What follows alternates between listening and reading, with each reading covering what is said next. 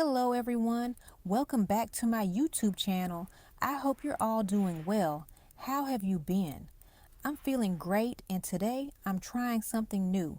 I'll be unboxing some goodies, preparing a meal, doing laundry, and responding to my emails. In light of GBV Awareness Month, I wanted to share a story that has deeply impacted me. It's a story that continues to haunt millions of people worldwide. It serves as a reminder of the importance of speaking out, supporting each other, and raising awareness. As I go through the unboxing, cooking, laundry, and emails, I want to discuss the tragic and unforgettable case of Shanann Watts and her two daughters, Bella and Celeste, along with their unborn baby boy, Nico. This isn't just a crime story. It's a story about warning signs, emotional abuse, hidden lives, and the dangers that can exist behind closed doors. A story that deserves to be heard, especially during a month where we honor survivors and remember victims of gender-based violence.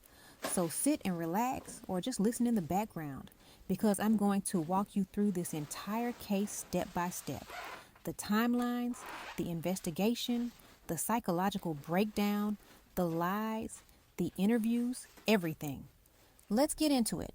If you've ever wondered how a family that appears perfect outwardly can conceal something unimaginably dark beneath the surface, the story of Chris and Shanann Watts will stay with you. And we're going to walk through it together. Not in a hurried way, but step by step, moment by moment, so you can truly understand how everything unfolded. Back in 2018, Chris and Shanann Watts were living what many people online believed was a picture-perfect life. Their home in Frederick, Colorado looked like a typical suburban dream. 2 stories, a clean yard, quiet neighborhood. They had 2 little girls, Bella and Celeste, and Shanann was pregnant with a boy they had already named Nico. On social media, especially Facebook, Shanann shared everything. She posted videos, photos, family moments, funny clips of the girls dancing, and messages showing deep affection. And if you saw her posts, you'd think, wow, this is a family filled with love. Chris was the quiet one, the gentle dad who played with his daughters. Shanann was energetic, warm, and incredibly devoted to her family. But here's the thing, behind those photos, behind those videos, things weren't nearly as perfect as they appeared. Behind that smiling facade, the first crack started way before everything fell apart. Around 2015, the Watts family filed for bankruptcy. They were drowning in debt, medical bills, credit cards, a high mortgage, school payments, and daily living expenses that they just couldn't keep up with. Those financial pressures didn't magically disappear. By 2018, the stress was still there, quietly eroding their relationship. During this time, Shanann's work required her to travel often. She worked extremely hard, juggling business, pregnancy, and motherhood. Meanwhile, Chris began to change. He became distant, quieter than usual, detached.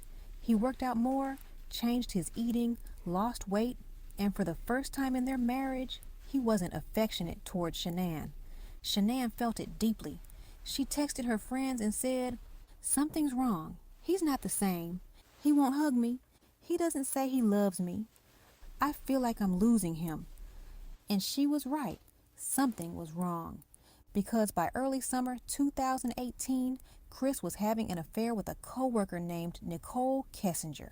He told Nicole he was separating from Shanann. He lied and said they were no longer intimate. He painted himself as a victim trapped in a loveless marriage. None of that was true. Nicole didn't know she was part of something far darker. And as the affair deepened, their communication shifted into something far more intimate. They exchanged hundreds of WhatsApp messages, including flirty texts, late-night intimate conversations, photos of each other. And Nicole even sent explicit nude photos, which Chris saved in a secret folder on his phone. These weren't accidental. These were deliberate choices. Evidence of a man who was mentally withdrawing from his wife and building a fantasy world where he wasn't a father, wasn't in debt, and wasn't tied to responsibilities. Meanwhile, Shanann was left in the dark, trying desperately to save her marriage. As the affair grew, Chris started looking up alarming things on Google: how to start a new life, separation with pregnant wife, how much does divorce cost, can you delete phone messages permanently? These weren't one-off searches, they were patterns, hints that Chris was thinking about erasing the life he had. Now let's go into the timeline leading up to the murders. Shanann traveled to Arizona for a business trip. While she was away, she kept messaging Chris, pouring her heart out, telling him how much she missed him and how worried she was. But Chris barely texted back. His replies were cold, short, and detached. Her last night away, she told her friends, "I feel like he doesn't love me anymore. I don't know what's going on. He's acting like someone I don't even know." She had no idea that while she was crying in her hotel room, Chris was out with Nicole, celebrating, kissing her, discussing their future. He even Googled prices of tropical vacations with Nicole. Then, on August 12th, Shanann flew home. Her flight landed late and she arrived at around 2 a.m. This was the last time anyone saw her alive. According to Chris's confession, which investigators believe is heavily manipulated and incomplete, Shanann confronted him in their bedroom. She asked whether he still wanted the marriage. She asked whether he was cheating. Instead of telling her the truth, he strangled her. Strangulation takes 4 to 6 minutes of continuous pressure. That is slow. That is intentional. That is personal. But the horror didn't end there. Bella and Celeste were alive. They woke up. They were confused. Bella asked, "What's wrong with Mommy?" Chris didn't comfort them. He didn't shield them. He wrapped Shanann's body in a sheet, dragged her down the stairs, loaded her into the back of his work truck. Then he took Bella and Celeste, still alive, still holding their blankets, and placed them in the back seat next to their mother's body. Then he drove for 45 minutes. 45 minutes where he had the chance to stop, to turn around, to call someone. During that drive, Bella said, "Daddy, what's wrong with Mommy? Why isn't Mommy moving?" These comments were confirmed in his later confessions. When they reached the oil site, he killed little CeCe first. He used her favorite blanket. She tried to fight. The autopsy showed injuries inside her mouth consistent with struggling for air. He carried her tiny body to the oil tank, then forced her through an 8-inch opening, a hole far too small, leaving bruises and abrasions on her body. Then he returned to Bella. Bella had seen everything. She had seen her sister die. She had seen her mother unresponsive. She was crying. She begged, "Daddy, no." These were her last words. Chris smothered her too, and like CeCe, she fought hard. Autopsy reports showed injuries indicating she struggled more than CeCe because she was older and understood more. He dropped her into a separate oil tank. He then dug a shallow grave for Shanann and their unborn son, Nico, placing them in the dirt near the oil site. After destroying his entire family, he cleaned himself up and drove home as if nothing had happened. Later that morning, Shanann didn't show up for her doctor's appointment. Her friend, Nicole Atkinson, instantly sensed something was wrong. She called, texted, knocked on the door, and got no answer. She called the police for a welfare check. Police arrived. Chris showed up shortly after. His behavior was bizarre, too calm, too stiff, too rehearsed. In body cam footage, he looked robotic, pacing awkwardly, offering no real explanations.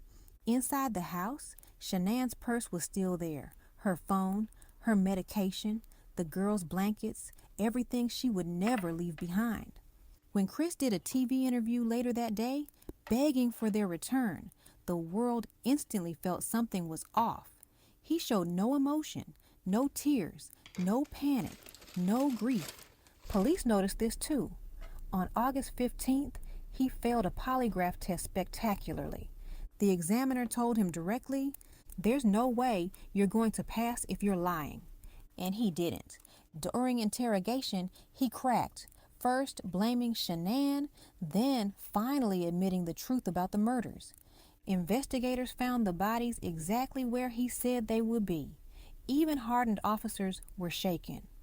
In November 2018, Chris pleaded guilty to avoid the death penalty. The judge called his actions the most inhumane and vicious crimes I have ever seen. He received multiple life sentences without parole. Now let's talk about the psychological side of all of this. Chris Watts wasn't the typical violent offender. He was passive, conflict avoidant, emotionally detached, and lacked empathy. He lived a quiet, suppressed emotional life. Instead of communicating or expressing unhappiness, he shut down internally for years. Psychologists describe him as an example of covert narcissism, someone who seeks admiration quietly, avoids conflict, and internalizes resentment until it explodes. He didn't snap, he eroded, slowly, quietly, secretly, until he created a fantasy world where his wife and children were obstacles instead of loved ones. His horrifying calmness when retelling what Bella said before he killed her with no remorse, no breakdown, is what makes him chilling. She asked, "Is the same thing going to happen to CeCe?" And he admitted this without emotion. This story stays with you because it forces us to confront realities we don't want to face. How well do we really know the people living in our homes? How many smiling families online are hiding deep pain? How many victims suffer quietly, unnoticed, unseen? And as we recognize GBV Awareness Month, this case reminds us that gender-based violence doesn't always show itself through bruises or shouting. Sometimes it starts with emotional withdrawal, coldness, secretive behavior, financial control, isolation, lies, silence. Sometimes the most dangerous person in someone's life is the one living under the same roof. So as I'm wrapping up this long, emotional story, I want us to honor Shanann, Bella, Celeste, and baby Nico by learning from what happened, by checking on our loved ones, by speaking up when something feels off, by supporting survivors long before violence escalates. Thank you for staying with me through this journey. If you're listening while relaxing, thank you for giving this story your time and your heart. Please remember, if something feels off in your relationship or someone else's, trust your instincts. Speak up. Reach out. You could save a life. Take care of yourselves, take care of your loved ones, and I'll see you all in the next video. Stay safe, stay aware, and stay kind.